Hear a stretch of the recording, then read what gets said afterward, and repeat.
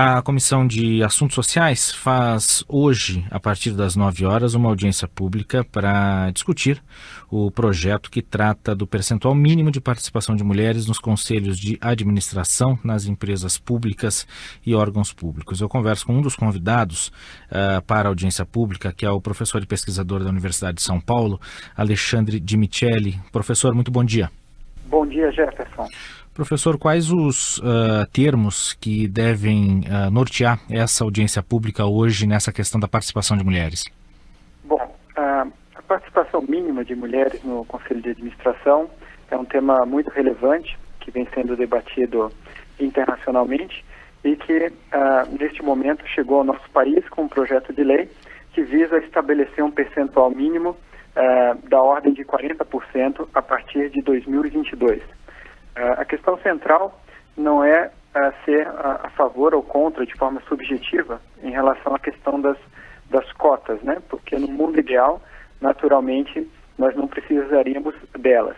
A questão mais importante desse projeto de lei é avaliar se estamos próximos ou não desse sistema mais justo de distribuição das participações nos principais centros decisórios das empresas públicas e sociedade de economia mista, e se devemos ter algum tipo de ação afirmativa neste sentido, a fim de promover uma maior justiça social e um atendimento ao princípio constitucional da igualdade de gêneros. Que ações poderiam ser feitas nesse caso? Que tipo de ação afirmativa? Bom, a principal ação afirmativa é a própria ação que está prevista no projeto de lei, que estabelece uma obrigatoriedade de um percentual mínimo de mulheres nos conselhos, que se elevará gradualmente até 2022 atingir o percentual de 40%.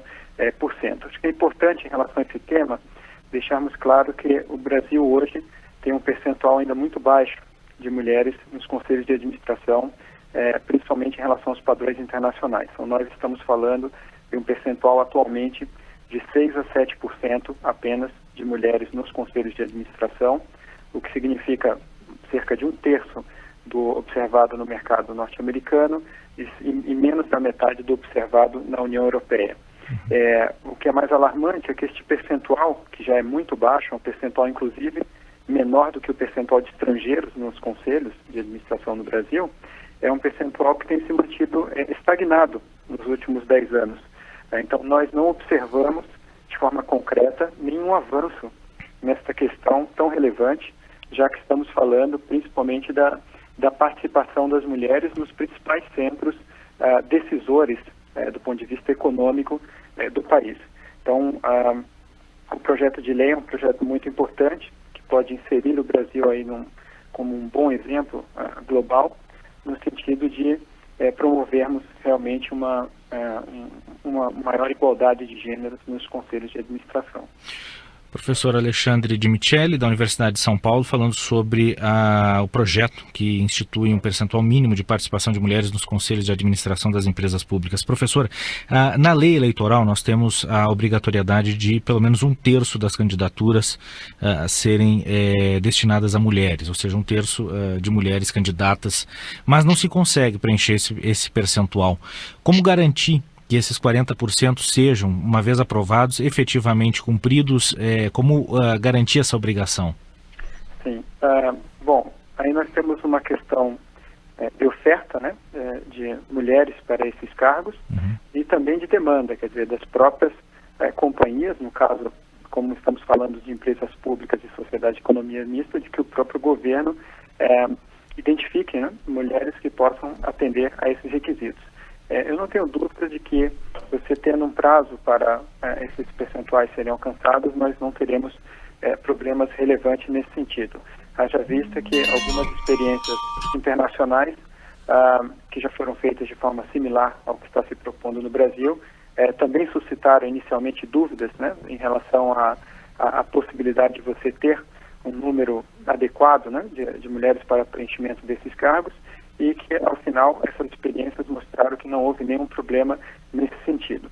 Portanto, nós estamos falando de mecanismos que vão ser criados ao longo do tempo, no sentido de fomentar o acesso das mulheres a mais posições executivas, o que aumentará o conjunto, né, de mulheres com possibilidades de atendimento aos requisitos para a participação nesses cargos. E é importante enfatizar também que atualmente a eleição de conselheiros de administração no Brasil, e inclusive nas empresas de controle estatal, já não atende necessariamente um critério meritocrático, né? As indicações partem basicamente dos acionistas e que, obviamente, eles observam questões muito mais de cunho relacional, de cunho político, muitas vezes, do que questões de ordem meritocrática. Portanto, não vejo nenhum problema relevante no preenchimento desses cargos, principalmente tendo em vista um horizonte aí temporal de 10 anos para adequação a esta regra. Uhum. O senhor falou de experiências internacionais, experiências de outros países. Que países servem de modelo efetivamente para esse tipo de regulação? Sim. A principal experiência internacional discutida no mundo inteiro é a experiência da Noruega. Uhum. De 2004 a 2006, o governo incentivou, procurou incentivar as empresas de forma voluntária a aumentarem a proporção de mulheres nos seus conselhos de administração. A adesão foi muito baixa a esse pedido, do governo voluntário, e ao final o governo aprovou uma mudança na legislação que passou a obrigar que todas as empresas listadas em Bolsa de Valores, sendo elas não só as estatais, mas inclusive as privadas, que elas tivessem que adotar aí 40% de mulheres no mínimo nos conselhos. E existem vários trabalhos, vários estudos publicados sobre essa experiência e que, ao final, concluem de uma maneira geral que não houve qualquer evidência de problemas relevantes com as empresas desse país. Pelo contrário, há estudos que mostram que muitos conselhos passaram a funcionar melhor e existem vários estudos, inclusive, mostrando que alguns conselhos começaram, inclusive, a gerar muito mais valor, a tomar melhores decisões do ponto de vista econômico. E isso não só na experiência norueguesa, quer dizer, existem centenas, e a palavra é essa, centenas de estudos realizados no mundo inteiro, que visam avaliar basicamente se os conselhos com maior proporção de mulheres tomam decisões diferentes e se essas decisões são melhores ou não. E, obviamente, que os estudos não são consensuais, mas a grande maioria dos estudos chega a conclusões positivas, né? Então, apenas para exemplificar, tivemos recentemente a grande crise financeira global causada aí por vários bancos que fizeram operações muito arriscadas. E um desses estudos, bastante discutido, mostra que as empresas que tinham maior proporção, os bancos que tinham maior proporção de mulheres nos conselhos, se tornaram muito menos propensos a realizar operações excessivamente arriscadas que levaram alguns bancos à falência. Portanto, existem evidências, no caso da Noruega, que é o grande modelo, de que esse processo ocorreu de uma maneira muito harmônica, sem grandes problemas, muito pelo contrário, foi visto muito mais como uma oportunidade. E recentemente nós tivemos mudanças legislativas em outros países. Então, a Itália aprovou recentemente um percentual mínimo de mulheres de 1/3 a partir de 2015. A França aprovou um percentual mínimo de 40% a partir de 2017.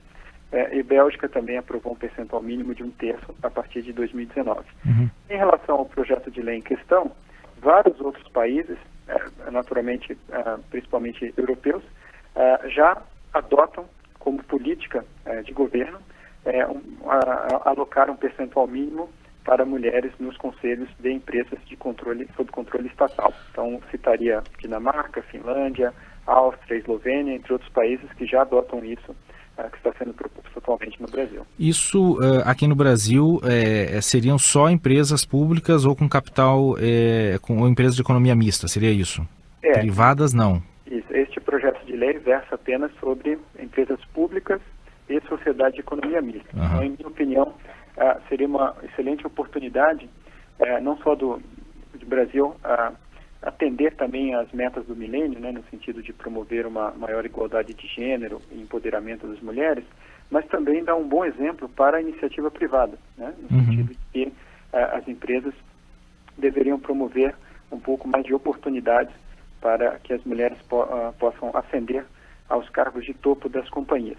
E, novamente, enfatizo que a atuação hoje nos conselhos de administração, a eleição para a atuação no conselho é uma eleição muito mais decorrente de questões relacionais políticas do que de questões meritocráticas. Então, o argumento de que as mulheres hoje não estão no conselho por não terem mérito para isso numa proporção suficiente, não encontra qualquer respaldo concreto. Muito pelo contrário, já que os conselhos de administração raramente realizam, inclusive, avaliações de desempenho. Não só a eleição se dá por indicação pessoal, como também os conselhos não avaliam como eles funcionam ao longo do tempo. Portanto, não é possível aferir quem está atuando bem ou mal nesses conselhos de administração. O senhor mencionou o caso da Noruega como exemplo, grande exemplo nessa questão, e lá, quando se tentou só, pelo que o senhor falou, obrigar as empresas públicas e sugerir às empresas privadas, isso acabou não gerando um efeito esperado. Foi preciso obrigar também as empresas privadas. Será que nós vamos ter que ir pelo mesmo caminho aqui? Bom, essa é uma possibilidade. Eu acredito que esse projeto de lei pode abrir essa discussão, que eu acredito ser uma discussão importante e que em algum momento vai ter que ser tomada. Novamente, a gente tem que lembrar que as mulheres hoje compõem aí cerca de 50% das pessoas que ingressam nas empresas, pessoas com nível superior, inclusive, e que ao longo das carreiras esse percentual vai diminuindo na medida em que você tem maiores níveis hierárquicos, até atingir o ponto, como eu mencionei, de termos apenas 6% de mulheres na estrutura de topo das organizações, que são os conselhos de administração. Existem várias evidências de que esse processo não é totalmente meritocrático. Por exemplo, existem estudos que mostram que as mulheres que estão nos conselhos de administração geralmente são mais qualificadas, em média, do que os homens, em termos de número de títulos e outras experiências. E que, portanto, elas têm que mostrar um pouco mais do que os homens em média para poder chegar a serem consideradas para conselhos de administração. Existe um outro estudo interessante que mostra que a chance de uma mulher ingressar no conselho é muito maior se as empresas já tiverem alguma mulher no conselho de administração, evidenciando que inicialmente as empresas até ou subestimam, digamos assim, a capacidade das mulheres e que perdem, digamos, um pouco o medo depois que você tem uma primeira mulher no conselho de administração. Eu acho que esse é outro ponto importante. Mais da metade das empresas privadas brasileiras de capital aberto não possuem nenhuma mulher no conselho de administração. E muitas não tiveram nenhuma mulher nos últimos 20 anos. Portanto, é uma questão bastante relevante de você conseguir furar um pouco este bloqueio. Acredito que, no mínimo, a discussão deveria se estender também para a participação, para a participação nos conselhos de empresas com investimento estatal. Por exemplo, investimentos de empresas com a atuação do BNDES-PA. Quer dizer, em muitas situações, você tem empresas, e como exemplo, nós temos uma empresa chamada Fibra, que o maior acionista atualmente é o BNDES-PA e que não possui nenhuma mulher no seu conselho de administração. Então, claramente, esse é um cenário que deveria ser alterado e algum tipo de ação afirmativa e discriminação positiva tem que ser feito nesse sentido. Do contrário, daqui a 10 anos, provavelmente estaremos falando da mesma coisa com os mesmos percentuais.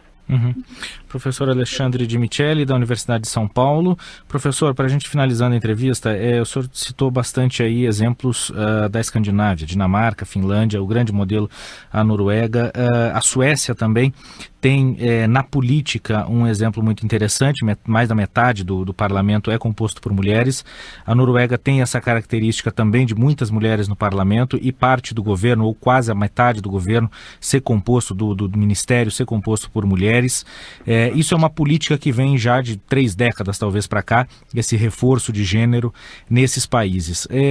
O Brasil começa pelo outro caminho, tentando ir pelas empresas, ao invés de primeiro reforçar a participação na política, né? Bom, acredito que o Brasil tenha reforçado bastante nos últimos tempos aí a participação na política. Basta ver pela nossa presidente, quer dizer, temos uma participação política das mulheres que ainda é insatisfatória no geral, mas que sem dúvida tivemos avanços enormes aí nos últimos anos, o que é muito, muito bem-vindo. E naturalmente os países escandinavos são mais avançados nessa questão. Porém, outros países com uma cultura mais latina, mais próxima da nossa, também têm avançado neste tema. Então, mencionei o caso da Itália, que já aprovou um projeto de lei para todas as empresas, não só as empresas sob controle estatal. A Espanha que é um caso interessante, porque em 2007 eles aprovaram um projeto de lei, só que não previa punição às empresas. E o resultado é que houve pouquíssima evolução do percentual de mulheres nos conselhos desse país. E atualmente a União Europeia como um todo vem discutindo seriamente essa questão, novamente não só para empresas de controle estatal, e inicialmente a União Europeia vem tentando por um caminho um pouco mais voluntário, porém até o momento os resultados não têm sido muito satisfatórios e a tendência é que eles partam para algum tipo de ação um pouco mais concreta. E parece que, olhando os exemplos internacionais, é o que acaba por funcionar para promover uma maior igualdade de gênero nos centros decisórios das empresas. A própria Argentina, né, no campo político está mais adiantada do que a gente, com a obrigação de pelo menos 1/3 das candidaturas serem de mulheres, né? Eu acredito que é um bom exemplo. Acho que temos que colher esses bons exemplos internacionais, tanto na esfera política quanto na esfera empresarial, para que ao final nós possamos utilizar mais os talentos disponíveis, que eu acho que essa é a grande questão. Nós temos aí 50%, mais 50% atualmente das mulheres, das pessoas que terminam o curso superior são mulheres, e no final das contas nós usamos basicamente apenas uma parte desse potencial humano para a tomada das grandes decisões econômicas. E isso se deve não só naturalmente a fatores culturais, históricos, mas também a um sistema atual que tende a se perpetuar com o tempo. Tanto porque nós temos certas barreiras para serem rompidas, como eu mencionei no caso da entrada de uma primeira mulher num órgão como esse, como também o próprio sistema para a eleição é um sistema perverso, já que é um sistema que depende de amizades e de relações políticas e que naturalmente os homens tendem a ter mais amizades, mais relações políticas com outros homens, né? E você fica num certo ambiente de clube, e isso já foi reportado no mundo inteiro e naturalmente se aplica também ao Brasil. Há estudos, isso é claro um outro assunto, mas há estudos que mostram que boa parte das mulheres que ingressam na política já vem de famílias tradicionais ou de relacionamentos com famílias tradicionais, né? O presidente Dilma é quase uma exceção dentro dessa regra, né? Isso é verdade. Quer dizer, o que evidencia que a possibilidade de ascensão meritocrática das mulheres é ainda mais difícil, porque neste percentual que eu mencionei para você, que já é muito, muito baixo, nós temos ainda um grupo substancial de mulheres que estão na estrutura de poder das empresas, muitas vezes por vínculos com as empresas familiares que são os proprietários das companhias. E obviamente que não temos tanto tempo assim, mas existem estudos que mostram que aquelas mulheres que ascendem mais profissionalmente, que têm mais sucesso profissionalmente, e esses são estudos realizados nos Estados Unidos e na Inglaterra, são mulheres que têm que abdicar muito da sua vida pessoal. Então, geralmente são mulheres que têm uma chance menor de serem casadas, têm menos filhos do que a média, e quando entrevistadas mostram que gostariam de ter tido uma vida pessoal talvez mais equilibrada, mas tiveram que abdicar disso. O que não ocorre com os homens, curiosamente. Então, só para finalizar, um estudo interessante mostra que das mulheres que atingiram um elevado sucesso profissional, cerca de 50% apenas eram casadas, enquanto que no caso dos homens, 80% eram casados e com filhos. Então o homem consegue equilibrar muito mais, não tem que abrir mão de outras coisas, enquanto infelizmente a lógica para as mulheres é mais perversa nesse sentido. Elas geralmente têm que optar de uma maneira geral entre uma coisa e outra. Ok. Que é uma pena. Ok. Professor Alexandre de Micheli, muito obrigado por atender a Rádio Senado, um assunto que rende mais tempo certamente de conversa, mas infelizmente o nosso tempo é curto. Professor, muito obrigado por nos atender, um bom dia.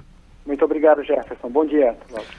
Professor Alexandre de Micheli, da Universidade de São Paulo, professor e pesquisador, falando sobre a audiência pública que acontece hoje no Senado, a partir das 9 horas da manhã, na Comissão de Assuntos Sociais, e que vai discutir o projeto que define o percentual mínimo de participação de mulheres nos conselhos de administração das empresas públicas e de capital e de sociedades mistas, ou seja, que tenham participação do governo.